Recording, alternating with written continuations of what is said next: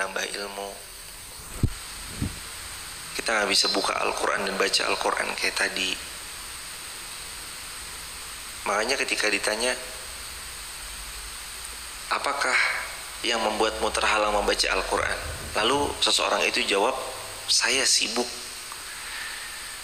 Lalu seorang sahabat lainnya mengatakan, bukan kamu tak bisa membaca Al-Quran sebab sibukmu, tapi boleh jadi Al-Qurannya yang tidak mau dibaca oleh kita sebab karena kita memang terlalu jauh dari Allah Subhanahu wa Ta'ala. Jadi kadang nggak melulu kita nyalah-nyalahin faktor yang lain di luar diri kita. Justru Al-Quran mengajarkan, berbahagialah, qad aflaha man zakkaha, berbahagialah orang yang mau introspeksi diri. Qad aflah, pasti beruntung. Man zakkaha, orang yang mau memperbagus dirinya, introspeksi dirinya, perbaiki dirinya, itu pasti beruntung. Wa qad khaba man dassaha, dan sungguh sangat-sangat kasihan orang-orang yang dassaha, nggak mau introspeksi diri beliau. Hadirin jamaah dirahmati Allah, ayat yang berikutnya, ayat yang ke-57. Wa yaj'aluna lillahil banati subhanah, dan mereka menetapkan bagi Allah bahwasanya Allah memiliki anak perempuan. Subhanah, maha suci Allah. Walahum ma yashtahun, sedangkan untuk mereka sendiri apa yang mereka sukai, yaitu dari anak laki-laki. Di antara kebiasaan orang-orang yang musyrik, orang-orang yang ingkar, itu mereka bilang Allah punya keturunan, padahal laisa kamitslihi syai', Allah nggak ada sesuatu yang bisa serupa dengannya. Lam yalid wa lam yulad, Allah Subhanahu wa Ta'ala tidak beranak, tidak pula diperanakkan. Allah Subhanahu wa Ta'ala gak ada yang menciptakan dia, karena dialah sang pencipta. Gimana ceritanya kalau ada pencipta itu diciptakan? Maka sesuatu yang dicipta, jika ada yang menciptakan, dia tidak lebih kuat daripada yang menciptakan. Tapi Allah al-awwal al-akhir, dialah yang maha awal, dialah yang maha akhir. Saat nanti semuanya hancur di hari kiamat, di end of the day, limanil mulkul yaum, Allah bertanya dalam Al-Quran, digambarkan dalam Al-Quran, Allah berfirman, limanil mulkul yaum, hari ini hari milik siapa? Lillahil wahidil qahar, miliknya Allah al-wahidil qahar. Wa yaj'aluna lillahil banati subhanah, dan ini cara kalau ada sesuatu yang kiranya serupa dengan kejadian yang ayat ini gambarkan. Kalau misalkan nanti terjadi ada perbuatan musyrik, kesyirikan, bilang subhanah, maha suci Allah dari semua apapun yang mereka kerjakan. Kan kadang-kadang mungkin kita dapetin hal yang serupa ya hadirin. Ada acara-acara yang bau-baunya itu mendekati sesuatu yang gak Allah ridhoi. Maka salah satu cara kita mengingkarinya, kalau dalam ayat subhanah, ucapkan maha suci engkau ya Allah, subhanallah, maha suci Allah dari segala yang mereka persekutukan, maha suci Allah dari sebuah kegiatan yang membuat Allah diduakan, maha suci Allah yang dalam pada sebuah kegiatan dia meyakini ada yang bisa memberi manfaat selain daripada Allah, maha suci Allah dari itu semuanya, subhanah. Atau dalam ayat yang lain, subhanaka amma yusyrikun, maha suci engkau ya Allah dari apapun yang mereka yusyrikun, sekutukan. Walahum ma yashtahun, dan bagi mereka apa yang mereka senangi. Atau dalam tafsir para ulama memberitahu ini karakter-karakter orang yang dekat banget sama kesyirikan, keingkaran dan kemungkaran adalah orang yang sukanya pilih-pilih. Apapun yang untuk mereka, kalau mereka senang mereka lakukan, kalau nggak mereka senang mereka nggak lakukan. Dan dalam Islam kita nggak boleh jamaah, kalau ini saya suka ya, oke saya ambil, kalau nggak suka nggak dulu deh. Dalam Islam semua syariat diterima, suka ataupun nggak suka kita terima, bukan pilih-pilih. Oh saya suka nih yang bagian ini, oke saya ambil. Saya nggak suka nih yang bagian ini, nggak deh, nggak saya jalanin. Saya suka nih kalau sholat maghrib, soalnya bertepatan sama waktu jam kerja udah selesai. Tapi kalau sholat subuh ngantuk deh, saya nggak suka, saya tinggalin deh. Enggak hadirin. Jadi Islam itu kita menerima semua secara syumuliyatul Islam, secara komprehensif. Wa idza busyira ahaduhum bil unsa, dan apabila diberi kabar salah seorang di antara mereka dengan kelahiran unsa, anak perempuan, dhalla wajhuhu muswadda, wajahnya menjadi muswadda, hitam, wa huwa kadhim, dan dia menjadi sangat marah kalau mendapati lahirnya anak perempuan. Pada zaman itu memang anak perempuan sebegitunya, terutama pada zaman-zaman, lebih-lebih lagi pada zaman-zaman sebelum baginda Nabi Muhammad SAW, itu anak-anak perempuan yuzabbihuna abna'ahum wa yastahyuna yuzabbihuna, kadang mereka juga menyembelih anak-anak yang lahir. Kalau zaman Fir'aun itu mereka menyembelih anak laki-laki. Kalau di zaman-zaman tertentu anak laki-lakinya dimuliakan, anak perempuannya dihinakan. Jadi pada setiap fase memang ada keingkaran mereka masing-masing. Mereka mengingkari kalau dalam ayat ini anak-anak yang perempuan dan wajahnya merah padam kalau yang lahir anak perempuan, wa huwa kadhim, dan dia menjadi sangat marah. Ayat 59. Yatawara, dia bersembunyi, minal qaum, dari banyak orang, dari kaumnya, min su, disebabkan kabar buruk, ma busyira bih, yang disampaikan kepadanya. Ayumsikuhu alahun, apakah dia akan memelihara dengan menanggung kehinaan, am yadussuhu fit turab, atau akan membenamkannya ke dalam tanah, artinya mengubur hidup.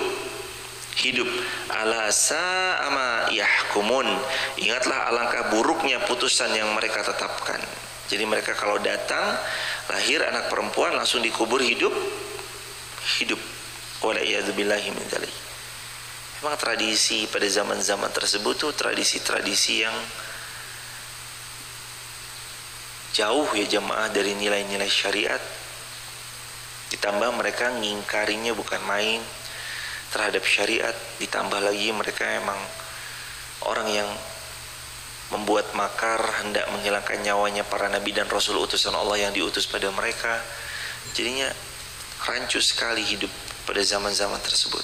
Kalau hari ini kan alhamdulillah ya jemaah, secara umum tuh norma sudah terbentuk. Apalagi kita yang kadang-kadang ada di lingkungan-lingkungan yang alhamdulillah notabene secara umumnya muslimnya banyak, itu lebih enak lagi tuh, ngucapin salam itu udah kayak hal yang biasa, assalamualaikum gitu, dibanding di sebuah negeri-negeri tertentu yang ngucapin salam kadang gak dijawab karena memang banyaknya non daripada yang muslim. Apalagi ditambah lagi karena banyaknya kaum muslimin, jadi kita hidup juga dengan kebiasaan-kebiasaan Islam, nilai-nilai Islam, keluhuran Islam. Jadi itu juga sedikit banyak membantu kita dalam beramal salih, dalam bersosial, dalam mematuhi dan mentaati norma-norma dalam syariat. Terlebih lagi pandangan terjaga karena wanita-wanitanya menjaga aurat. Terlebih lagi adalah hal biasa di tengah-tengah kita itu menjalani sholat 5 waktunya dan banyak amal soleh lain. Itu juga mendukung, karena kata Nabi, seseorang nanti itu tergantung agama teman dekatnya. Almar'u ala dini khalilihi, seseorang itu sangat-sangat dekat agamanya dengan teman karibnya. Falyanzur ahadukum man yukhalil, maka perhatikan betul dengan siapa kita berteman dekat. Kita membeli rumah itu nggak semata fisiknya yang dibeli. Kita beli rumah itu beli lingkungan sebenarnya. Kita memasukkan anak sekolah ke suatu sekolah, sebenarnya nggak semata kita masukin anak sekolah, nitipin, bayar, selesai. Tapi sebenarnya kita masukin anak sekolah itu juga dalam rangka kita membeli lingkungan sekolahnya, lingkungan guru-gurunya, lingkungan orang-orang yang ada di sekolah itu. Bahkan kita menitipkan sesuatu barang, itu kan nggak bisa kepada sembarang orang. Kita titip karena memang terkenal beliau amanah. Makanya yang kita beli bukan cuma tentang bukunya, seragamnya, tapi sebenarnya kita sedang membeli lingkungan. Lilladzina la yu'minuna bil akhirah masalus sau'. Orang-orang yang tidak beriman pada kehidupan akhirat, mereka mempunyai sifat-sifat yang buruk.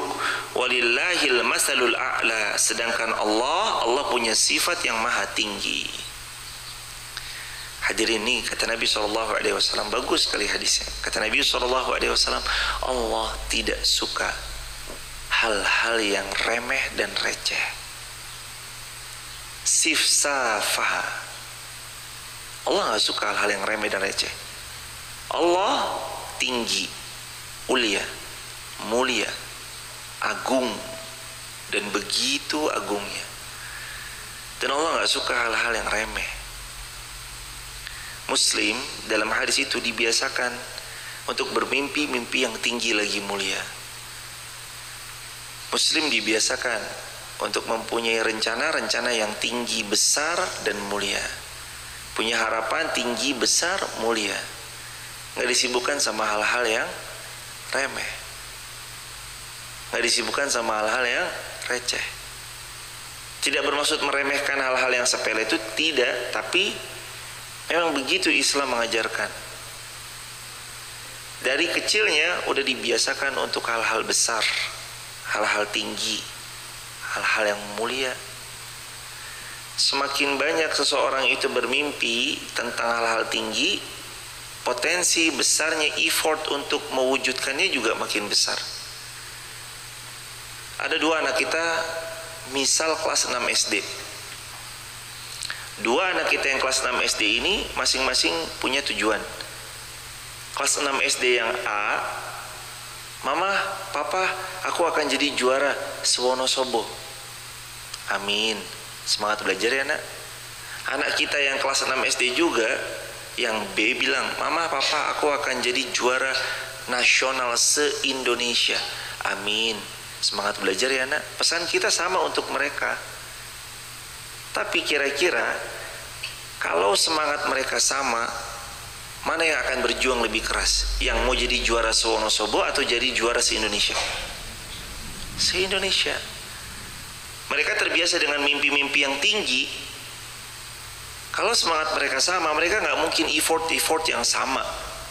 Kecuali yang berharap jadi juara Wonosobo, effortnya seperti yang kita tahu, dan mereka yang ingin menjadi juara Indonesia, mereka bukan cuma melawan sama-sama santri, sama-sama siswa, murid dari Wonosobo semata, tapi mereka juga harus punya kualitas untuk bersaing dengan yang ada di Jakarta, di Kendari, di Lampung, di Jawa Tengah, Jawa Timur, dan di beberapa kota-kota besar hebat lainnya. Jadi daya saing yang membuat mereka akhirnya berjuang lebih keras, karena mereka ingin bersaingnya skala nasional Indonesia daripada skala skup wilayah. Orang Muslim yang punya target goal hidup yang tinggi, kurang lebih akan sama hadirin effortnya untuk mewujudkan target goal tingginya.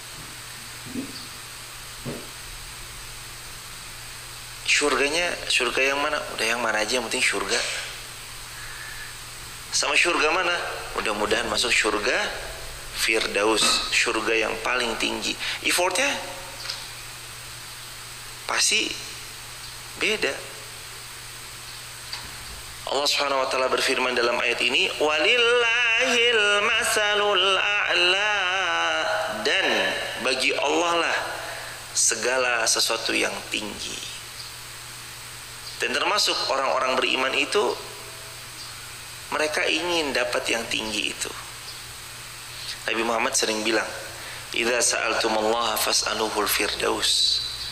Kata Rasulullah SAW, kalau kita mau minta sama Allah syurga firdaus, syurga yang paling tinggi. Boleh nggak kita berharap udah yang mana aja yang penting syurganya Allah? Boleh-boleh aja. Tapi Muslim itu dibiasakan sama Rasulullah untuk minta sesuatu yang tinggi. Dari sesuatu yang tinggi lahirlah sebuah kata falsafah yang ada di barat, learn from the best. Biasakan diri kita itu belajar dari yang the best, terbaik di bidangnya, karena Allah suka sesuatu yang tinggi. Huwal azizul hakim, dan Allah aziz yang maha mulia, hakim lagi maha bijaksana. Aziz juga bisa berarti perkasa. Allah maha perkasa lagi maha bijaksana. Ayat 61. Walau yu'akhizullahu an-nas bizulmihim ma taraka 'alaiha min dabbah. Dan kalau Allah menghukum manusia karena kezalimannya, tidak ditinggalkannya di bumi ini makhluk melata sesuatu pun. Hadirin, ini saking sayangnya Allah. Kalau kita melihat nanti pada tafsir Ibnu Katsir, ayat ini itu menggambarkan saking sayangnya Allah sama kita, hamba-hambanya. Coba dibaca pelan-pelan. Walau yu'akhizullahu an-nasa bizulmihim, kalau Allah mau mengazab manusia bizulmihim karena kezaliman yang manusia lakukan, ma taraka 'alaiha min dabbah, enggak ada satupun manusia yang hidup. Kalau Allah mau azab kali pertama kita berbuat dosa atau detik pertama kita berbuat dosa, enggak ada satupun yang nanti akan hidup. Enggak ada satupun nanti yang akan hidup. Kalau Allah mau langsung azab, lagi berbuat keliru langsung diazab, nggak ada satupun manusia yang akan hidup. Walakin akan tetapi yu'akhiruhum, Allah akhirkan, memang sengaja, ila ajalin musamma, diakhirkan, ditangguhkan sampai pada waktu yang Allah tentukan. Fa idza jaa ajaluhum la yastakhiruna sa'atan wa la yastaqdimun. Hingga nanti kalau datang kematian, la yastakhiruna sa'ah, gak bisa kematian itu kita minta untuk diundur sa'atan, walau cuma sesaat, sa'atan walau cuma beberapa menit. Maaf ya malaikat, sebentar, saya belum siap, kasih waktu 15 menit bisa gak? Saya mau sedekahin semua harta saya, dan saya mau istighfar, dan saya mau tobat, lalu saya 3 detik terakhir ucap la ilaha illallah. Bisa gak kayak gitu sama malaikat? Order gitu dari sekarang. Gak bisa, hadirin. Fa idza jaa ajaluhum la yastakhiruna sa'atan wa la yastaqdimun. La yastakhiruna sa'atan, kita nggak akan bisa mengakhirkan walau sesaat. Maaf malaikat, saya itu belum tobat, kasih waktu dia buat tobat, bisa nggak? Nggak bisa, hadirin. Mati itu datangnya tiba-tiba, tanpa ada notifikasi yang datang di tengah-tengah kita. Tiba-tiba mah datang aja, tiba-tiba muncul aja gitu mati. Tiba-tiba kita nggak siap, tahu-tahu diambil nyawa kita begitu saja. La yastakhiruna sa'atan. Banyak orang mengira besok saya masih hidup. Banyak kan yang bilang begitu kan? Tapi ternyata malamnya dia wafat. Banyak kan yang bilang nanti saya mah wafatnya di usia senja. Tapi banyak juga kan wafat di usia mudanya. Maka mati mah gak ada yang tahu, jemaah. Persiapannya memang harus tiap hari, hadirin. Karena kita semua yang jelas pasti akan berpulang ke hadirat Allah. Satu-satunya yang bisa kita lakukan persiapan. Karena kita pasti pulang, maka yang bisa kita lakukan persiapan. Dan kalau ajal itu datang, la yastakhiruna sa'atan. Bahkan ya jamaah, belajar dari Ocean Gate, salah satu kapal selam, yang kapal selam itu menawarkan wisata bawah laut atau di dasar laut untuk menengok bangkainya kapal Titanic. Kalau orang mau melawat atau menziarahi bangkainya kapal Titanic, naik kapal selam itu lalu terus kemudian turun ke dasar lautan. Biayanya cukup mahal, di sekian miliar untuk satu orang. Kapalnya sangat kecil, duduk aja susah, selonjor nggak bisa. Itu cuma bisa diisi oleh 5 atau sampai 6 orang. Dan dari kapal itu cuma lihat dari kaca yang bagian depannya itu saja. Dan beberapa tahun yang lalu kapal itu meledak di dasar laut karena tidak kuat menerima tekanan air yang cukup luar biasa besarnya. Dan hadirin, seorang miliarder yang menyewa wisata bawah laut itu semuanya wafat. Apa hikmahnya? Kalau memang sudah waktunya, ajal itu akan datang, kita tetap akan menemuinya dimanapun kita berada dan berapapun uang yang mesti kita bayar. Kalau memang jatah ajalnya kita tuh di bawah laut, kita pasti tiba-tiba nggak ada keinginan apa-apa, pengen aja ke bawah laut. Berapapun uang yang harus dibayar.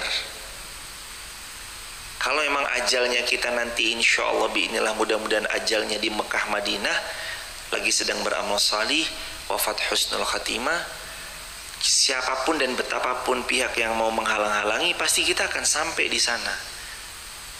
Dan kita akan menunaikan amal salih di sana, dan kita nanti wafat dalam keadaan selepas beramal salih atau sedang beramal salih. Itu cara Allah. La yastakhiruna sa'atan. Gak bisa ditunda-tunda, diakhirkan gitu gak bisa. Sa'atan, walau sesaat. Wala yastaqdimun, dan gak bisa juga dipercepat. Aduh, saya mah mau cepet-cepet ya, minum aja baygon deh biar cepet. Kalau memang ajalnya belum datang, itu paling masuk rumah sakit jamaah. Seorang bilang, saya pengen mempercepat deh, lompat aja di lantai 17. Coba lompat. Kalau ajalnya belum datang, cacat seumur hidup paling. Patah rusuknya, patah kakinya, patah tangannya, gegar kepalanya. Dan kalau dia masih ada jatah waktu hidup 3 tahun, dia akan hidup 3 tahun. Coba aja tabrakkan diri ke kereta. Kalau memang belum datang ajalnya, tapi jangan ya konyol abis ini pada nyoba semua aja mah. Kan enggak. Kalau memang belum datang ajalnya, ya belum. Sama ada orang hampir bisa dikatakan ini sudah 99,99% usianya tinggal 7 hari lagi. Kan menurut medis 7 hari lagi. Tapi kalau Allah subhanahu wa ta'ala menginginkan dia hidup 3 tahun lagi, 5 tahun lagi, 10 tahun lagi, innama amruhu idza arada syai'an ayyakula lahu kun fayakun. La yastakhiruna sa'atan wa la yastaqdimun. Gak bisa diakhirkan ya hadirin. Tapi pasti datang ya hadirin. Kita mau segera-segera juga gak bisa. Maka biasakan suami pergi bilang sama istrinya, pamit dulu ya mama. Kalau memang pamit ini pamit ayah yang terakhir, semoga nanti kita jumpa kembali di surganya Allah Azza wa Jalla. Biasakan hadirin salam perpisahan, dipersiapkan dari sekarang. Karena toh pada akhirnya kita semua nanti akan meninggal dunia. La yastakhiruna sa'ah. Gak bisa diakhirkan, gak bisa ditunda. Bisa ikhtiar, bisa. Pengobatan itu ikhtiar. Lalu dipasangkan ini dan itu ikhtiar. Tapi kalau sampai pada masanya memang harus berpulang, pasti akan berpulang. Dan jamaah ini ya, kalau kita malam ini dapat rezeki nomplok 20 juta, tapi paginya kita meninggal dunia, dan kita tahu kalau kita ambil uang itu kita akan paginya meninggal dunia, kira-kira bakal diambil nggak uang 20 jutanya? Nggak diambil, bener hadir. Berarti hidupnya kita pagi ini nilainya di atas 20 juta rupiah, bahkan lebih daripada itu. Kesempatan hidup tuh mahal ya jemaah. Bisa hidup, memperbaharui amal. Yang kita tahu amal kita banyak minus dan kurang-kurangnya, lalu diperbaiki di hari ini. Benar loh jemaah. Cukup bagi kita nanti berbeda 500 tahun di surga, cuma gara-gara teman kita sholat subuh, kita gak sholat subuh. Wah, itu perbedaannya bisa jauh banget. Dan kan kita tahu hadirin, kalau hari ini kita gak sholat subuh, artinya misalnya kita kesiangan, taruhlah gitu, bisa diperbaiki di hari besok, bisa. Tapi subuh di hari ini apakah bisa terulang kembali? Tidak terulang kembali. Selamanya di catatan amal kita subuh kesiangan, tapi tetap sholat. Walau kesiangan tetap sholat. Karena gimana pun memang sering diajarkan oleh para ulama, kalaulah memang kita kesiangan, bukan menjadi kebiasaan ya, sekali waktu, 2 kali waktu kesiangan, bukan jadi kebiasaan, dia bangun, dia langsung wudu, dia langsung sholat. Nggak nunggu kemudian ngapain dulu gitu, enggak, langsung wudu langsung sholat. Ayat yang berikutnya ayat 62 An-Nahl, wa yaj'aluna lillahi ma yakrahun, dan mereka menetapkan bagi Allah apa yang mereka sendiri membencinya. Wa tasifu alsinatuhumul kadhib, dan lidah mereka sering mengucapkan kebohongan. Anna lahumul husna, bahwa sesungguhnya untuk mereka segala hal yang baik-baik.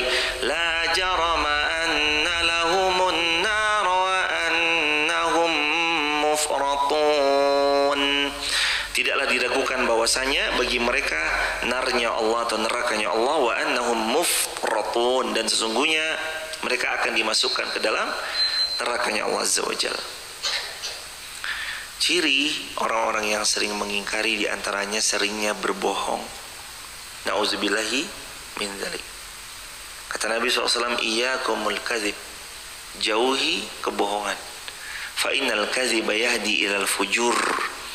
Karena kalau kita sekali bohong itu pasti nanti bohong itu nganterin pada kefajiran, kebohongan-kebohongan lain, kedurhakaan lain, dan perbuatan fajir lain. Fa innal fujur wa innal fujur yahdi ilan nar, dan kefajiran itu nanti nganterin kita ke dalam nerakanya Allah waliyadzubillah. Ayat 63, Tallahi, demi Allah, laqad arsalna ila umamin min qablik, sungguh kami telah mengutus rasul-rasul kepada umat-umat sebelum engkau wahai Muhammad.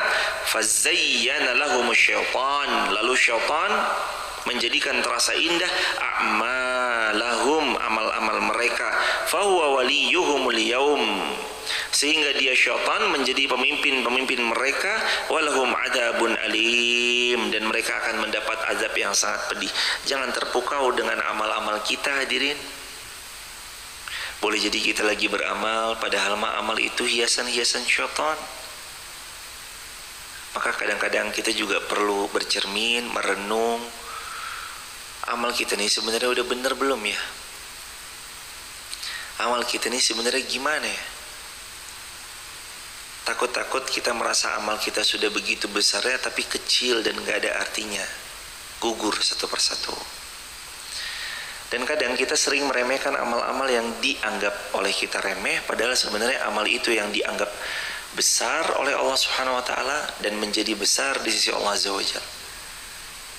Abdullah bin Mubarak pernah bilang, berapa banyak amal-amal besar menjadi kecil pahalanya karena mereka mendapati rusaknya niat di hati mereka dengan amal yang mereka lakukan, atau amal itu sedikit pun gak ada yang dituntunkan, atau amal itu adalah amal yang memang dihiasi syaitan untuk mereka, sehingga mereka nganggapnya amal itu amal yang, sehingga kita kadang nganggapnya amal itu amal baik tapi ternyata enggak.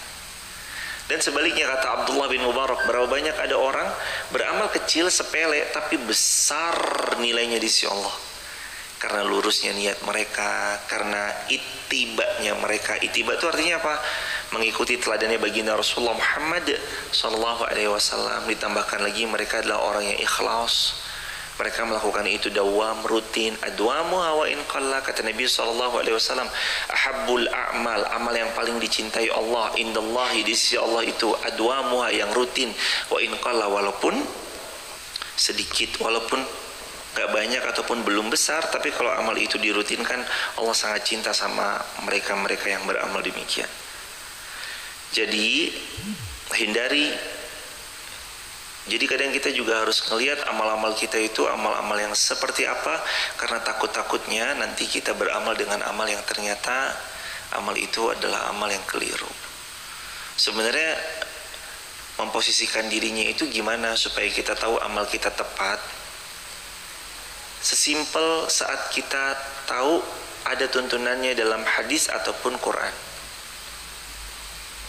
Oh, ada tuntunannya, ya saya ikhtiar untuk jalankan.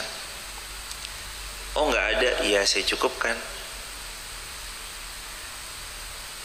Tapi dianjurkan oleh para ulama, bismillah, pelan-pelan. Nanti kita amalkan apa yang memang selaras dengan yang baginda sallallahu alaihi wasallam sabdakan. Itu lebih aman, lebih tenang, lebih nyaman. Hadirin, ayat ke-64. Wa ma anzalna 'alaikal kitab, dan kami tidak menurunkan kepada Muhammad Al-Quran ini illa litubayyana lahumul ladzina ikhtalafu fi, kecuali Quran ini diturunkan agar menjadi jelaslah lahum, bagi mereka, alladzi, atas apa-apa yang ikhtalafu fi, mereka perselisihkan di dalamnya. Jadi kenapa Quran Allah turunkan? Nanti kalau kita berselisih, kita tinggal kembalikan kepada Al-Quran. Debat, gimana nih solusinya? Ya udah, kembalikan aja, farudduhu ilallahi wa rasuli, balikan kepada Allah dan Rasulnya. Ada sesuatu yang kurang pas, ya udah balikin aja ke Allah dan Rasulnya. Ada sesuatu yang masih diperdebatkan, diperselisihkan, ada yang janggal, coba dicari tahu mana ayatnya, mana hadis otentiknya, supaya kita nyaman beramal. Kenapa hadirin tadi mau sholat sunnah qobliyah fajar? Karena hadirin tahu kan keistimewaannya, kata Nabi, rakaatul fajri khairum minad dunya wa ma fiha, sholat sunnah 2 rakaat sebelum sholat subuh itu lebih baik daripada dunia dan seisinya. Karena kita tahu keutamaannya, kita turut mengamalkan.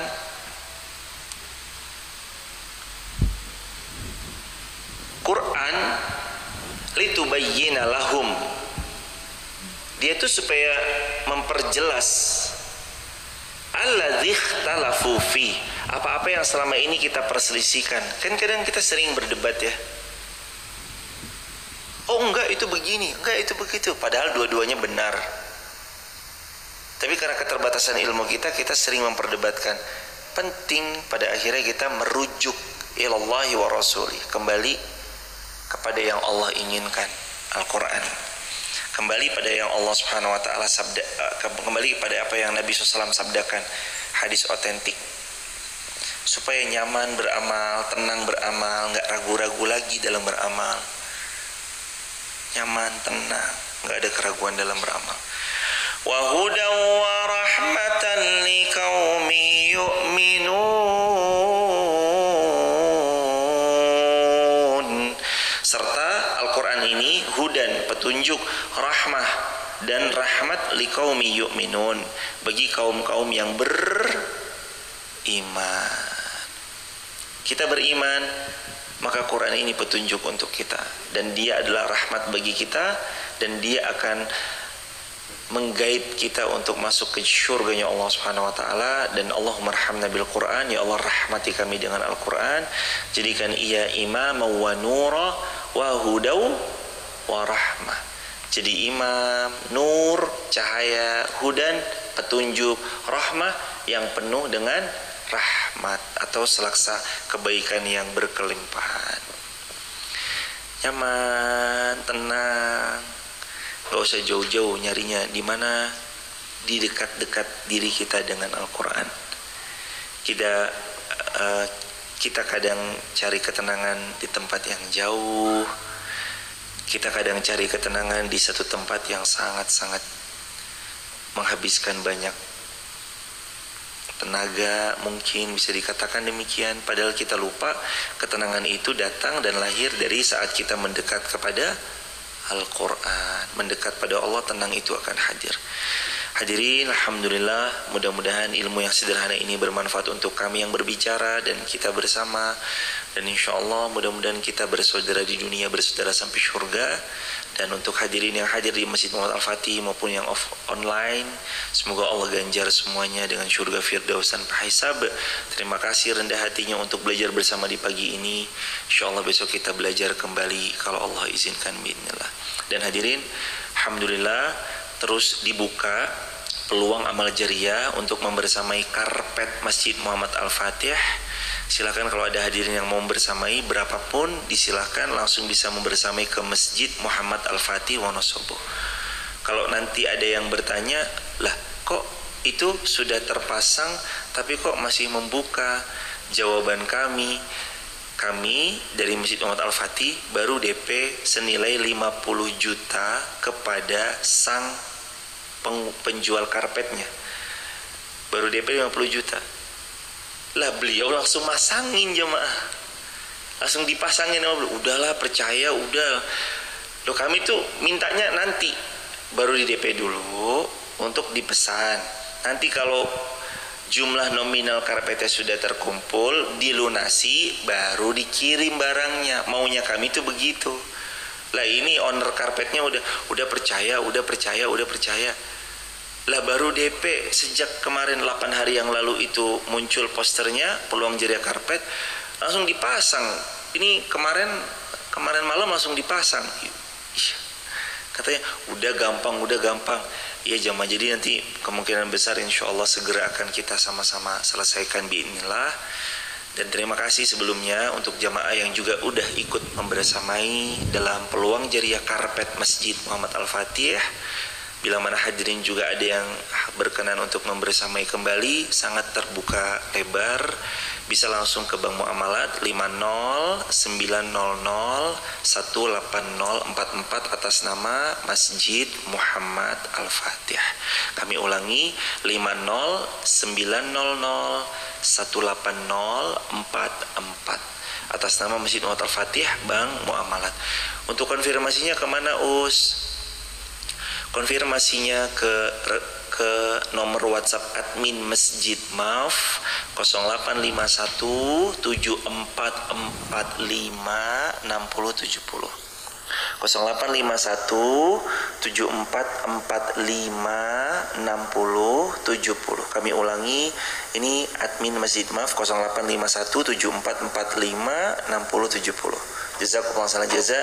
Semoga Allah membalas dengan segala kebaikan, dan semoga setiap ruku, sujud, sholat Jumat, bacaan Quran, kajian majelis ilmu, baik di pagi hari subuh syuruk ataupun ba'da asar sama Ustaz Jihad, ataupun ba'da maghrib sampai isya untuk anak-anak TPQ, dan semua amal soleh, iktikaf dan semuanya, semoga Allah yang mengganjar nanti dengan ganjaran terbaik, dan Allah beri balasan buat kita dengan surga firdaus tanpa hisab. Hadirin, kalau bisa ikut. Kami, saya dan keluarga pun ikut jamaah. Hadirin kalau bisa ikut semampunya. Walaupun cuma 1.000 rupiah yang hadirin mampui, ikut jemaah. Masukin aja ke kotak sebelah sana. Berapapun semampunya, ambil setiap potensi peluang amal soleh. Karena kata Nabi, la tahqiranna minal ma'rufi syai'a. Jangan remehkan amal baik walaupun kecil. Karena kita nggak pernah tahu amal kecil itu boleh jadi adalah amal besar di sisi Allah Azza wa Jalla. Ikut andil, kami insya Allah pun juga akan ikut andil. Mari sama-sama kita ambil peluang amal jariah semampu kita, dan akhirnya kita tutup dengan doa bersama-sama. Astaghfirullah wa natubu ilaihi. Allahumma salli ala Muhammad wa ali Muhammad. Allahumma la sahla illa ma ja'altahu sahla wa anta taj'alul hazan idza syi'ta sahla. Rabbana atina min ladunka rahmah wa hayyi lana min amrina rasyada. Ya Allah, ampuni dosa-dosa kami, ampuni dosa kedua orang tua kami, sayangi beliau sebagaimana beliau sayang pada kami sepanjang masa. Ya Allah, anugerahi kami kelapangan dalam rezeki, dalam ilmu, dalam kesabaran, dalam keikhlasan, dalam menerima ridha atas semua ketetapan takdir darimu. Ya Allah, berikan kami keluarga sakinah mawaddah warahmah, anak turunan yang saleh salihah, buah hati yang senantiasa dekat. Berikan kami harta-harta yang berkah berlimpah. Jadikan kami hamba-Mu yang paling banyak bayar zakatnya. Jadikan kami hamba-Mu yang paling banyak dermanya. Jadikan kami hamba-Mu yang paling luas manfaatnya. Jadikan kami hamba-Mu yang paling tulus dalam amal salihnya. Izinkan kami jadi hamba-hamba yang istiqomah. Wafatkan kami di tanah suci Mekah Madinah. Wafatkan kami ya Rabb, wafat husnul khatimah. Rabbana atina fid dunya hasanah wa fil akhirati hasanah wa qina azabannar. Alhamdulillahi rabbil alamin. Barakallahu fikum. Terima kasih banyak hadirin. Kita akhiri dengan hamdalah dan kafaratul majlis. Alhamdulillah rabbil alamin. Subhanakallahumma bihamdika asyhadu an la ilaha illa anta astaghfiruka wa atubu ilaik. Assalamualaikum warahmatullahi wabarakatuh.